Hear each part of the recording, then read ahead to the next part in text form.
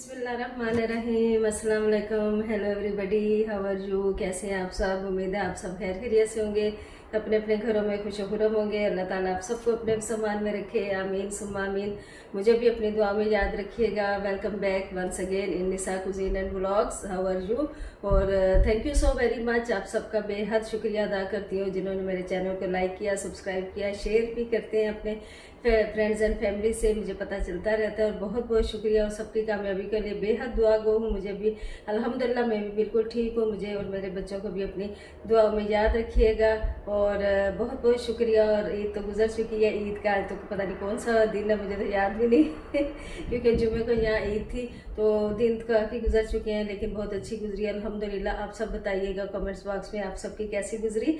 तो आज गोश्त तो यकीनन सबके घर पड़ा होगा व्यूअर्स, मेरे प्यारे दोस्तों। तो आज एक नई रेसिपी के साथ, बहुत ही डिफरेंट, जो इससे पहले मैंने अपनी किसी भी कोई भी वीडियो इसके मुताबिक शेयर नहीं की आपसे। वो है जी पेशावरी नमकीन गोश्त। उसकी ऑथेंटिक रेसिपी आपसे शेयर करूंगी, मेरे साथ रहिएगा। और बहुत ही मज़े का बनता है। जो बच्चे नहीं खाते गोश्त इस तरह से खा लेते हैं, क्योंकि इसको सालन की तरह नहीं अक्सर बच्चे पसंद करते ना, बड़ों का भी दिल भर जाता है, बच्चों का भी। तो इस तरह बनाइएगा, बहुत इंशाल्लाह ताला आपको पसंद आएगा। तो चलते हैं बगैर वक्त ज़ाया किए।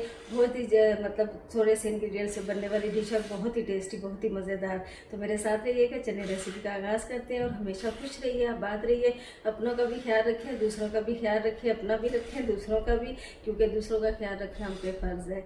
जी व्यूअर्स, जैसा कि मैंने आपको बताया कि आज हम बनाने जा रहे हैं नमकीन गोश्त, क्योंकि कुर्बानी का गोश्त अल्हम्दुलिल्लाह सबके घर पे होगा ही।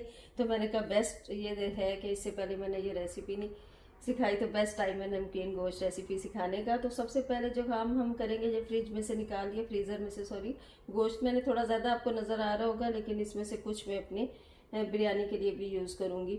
तो ये देखिएगा, इसमें क्या करेंगे, सबसे पहला स्टेप जो आपने करना है, ज़ाहिर है फ्रीज़र से निकाल के इसको मैं डीफ्रॉस्ट नहीं करती, शुरू से मेरी आदत है, मैं पानी में भिगो के रखती हूँ गोश्त को।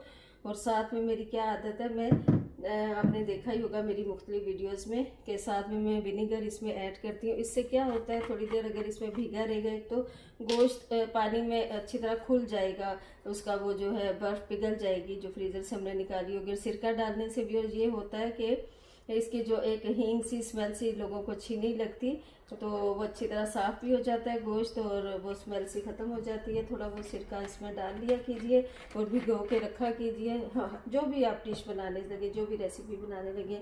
और नमकीन गोश्त के लिए थोड़ा सा नमक भी मैं इसमें ऐड कर रही हूँ। और इसकी रेसिपी, ऑथेंटिक रेसिपी में ऐसे ही होता है, वरना बाकी रेसिपीज़ में तो मैं नमक ऐड नहीं करके रखती।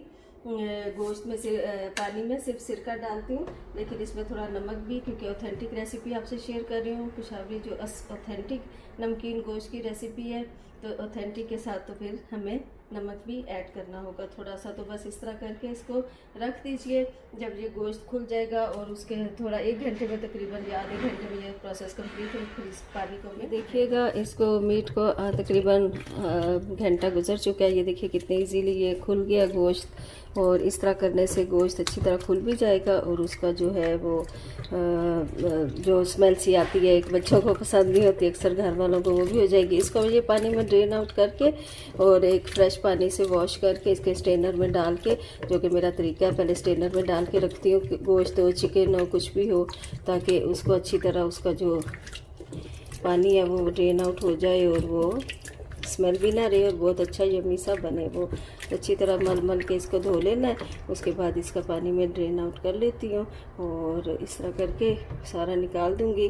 फ्रेश पानी डालूँगी इसमें और फ्रेश पानी से वॉश करके इसको मैंने स्ट्रेनर में डाल देना। देखें रंग भी चेंज हो गया है मीट का, जो एक्स्ट्रा ब्लड वगैरह होता है इसमें से निकल जाता है और बहुत ही अच्छा सा एक फ्लेवर आता है फिर गोश्त में।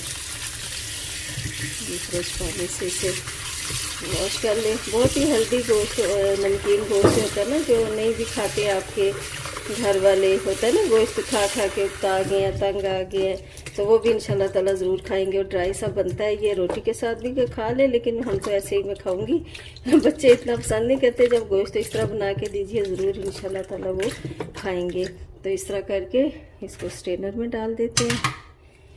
ये देखिएगा, ये तरीका है मेरा। इस तरह बनाएंगे तो गोश्त अच्छा भी बहुत बनेगा, मज़ेदार। और किसी को कोई स्मेल नहीं आएगी इसमें इंशाल्लाह ताला।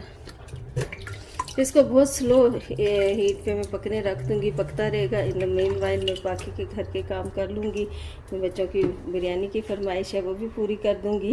हम अपने रेसिपी का आगाज़ कर लेते हैं। इसके लिए जो मीट आपको चाहिए होगा, चाहे लैम्ब का हो चाहे मटन का हो, उसको मैं बता देती हूँ आपको कि ये चर्बी वाला चाहिए होगा ना। ये देखिएगा, हड्डी वाला मुझे पसंद है, मैं हमेशा हड्डी वाला गोश्त खाती हूँ। अगर आप वैसे भी हड्डी के बगैर बनाए तो और भी ज़्यादा बनेगा अच्छा।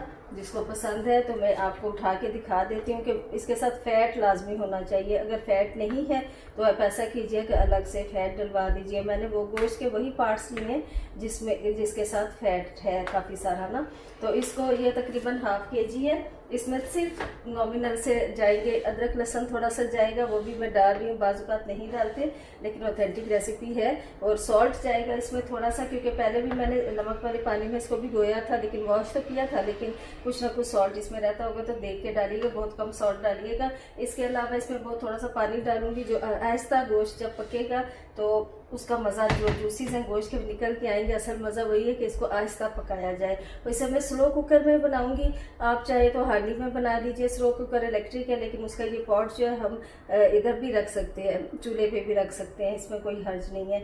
इसमें थोड़ा सा इसको मैं करके पका के इसका रंग चेंज करके फिर पानी डाल के स्लो कुकर में डाल के इसको भूल जाऊंगी तो 4 घंटे के लिए। और आखिर में मैं इसमें थोड़ी सी ब्लैक पेपर और लेमन डालूंगी।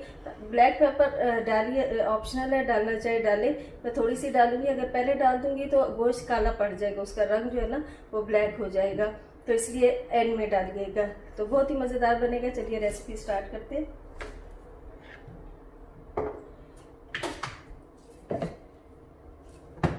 सबसे पहले इस पैन को मैं रख लेती हूँ चूल्हे पे, और इसमें पहले सिर्फ थोड़ा सा ऑयल डालूंगी, क्योंकि आपको पता ही है कि चर्बी वाला गोश्त है। वैसे तो इसको ऑथेंटिक रेसिपी में चर्बी में ही पकाया जाता है सिर्फ ना, लेकिन हम जो है थोड़ा सा इसमें ऑयल भी डालेंगे, क्योंकि इतनी ज़्यादा मेरे पास फैट था नहीं। और बटर भी डाल दीजिए, उससे भी बहुत अच्छा फ्लेवर आता है। एंड पे थोड़ा सा ऑयल डालूंगी, बहुत ऑयली नहीं इसे बनाना हमने, बस 1 टेबलस्पून कह लीजिए। और ये देखिए हेल्थ पॉइंट ऑफ व्यू से भी बहुत अच्छा है ना, क्योंकि इसमें ऑयल बहुत कम जाता है, बहुत ही कम क्वांटिटी जाती है। फैट ना डालना चाहिए तो ऑयल डाल लीजिए, एक ही बात है। और थोड़ा सा हीट अप होगा तो इसमें सिर्फ हम मीट डालेंगे, मीट का थोड़ा कलर चेंज होगा तो फिर हम इसमें अदरक लहसुन डाल के थोड़ा सा ही बस सौते करके इसमें पानी डाल के इसको ढक के रख देंगे। मीनवाइल बहुत से काम कर सकती है ना आप। देखिएगा ऑयल हमारा हीट अप हो चुका है, गर्म हो चुका है। इसका तरीका ये है कि आप इस तरह करके इसको चेक कर लीजिए और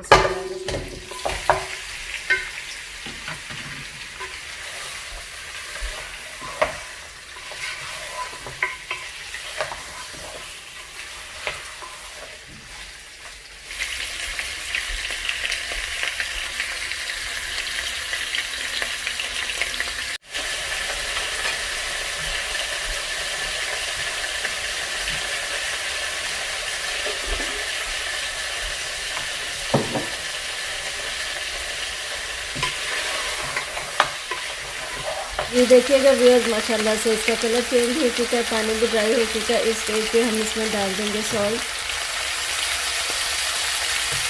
और पानी।